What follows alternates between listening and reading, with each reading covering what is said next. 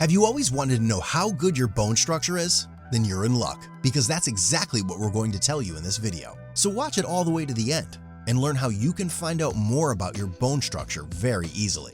First things first, you only need a measuring tape and nothing else for that. This means you can determine the quality of your bone structure anywhere and in a short amount of time. The first indicator that tells you more about your bone structure is your shoulder width. The rule here is, the wider, the better.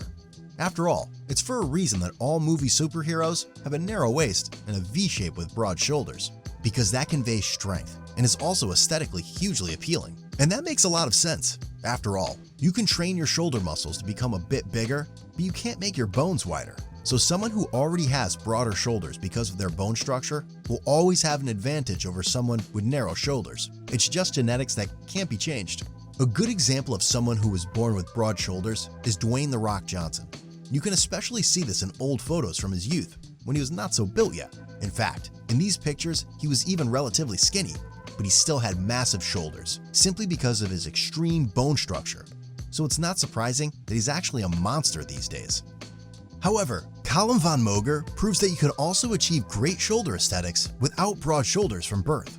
Because in photos taken at a young age, you can clearly see that he has rather narrow shoulder bones. Through years of training, a good diet, plenty of sleep, and some roids, he was able to build shoulders that are truly remarkable though. And no, you don't have to take performance-enhancing substances. You can also naturally build amazing shoulders even with average shoulder genetics. The width of your hips is also key to the aesthetics of your physique. The narrower your hips and the wider your shoulders, the more likely you are to achieve the popular V-shape. On the other hand, wide hips can make you stronger.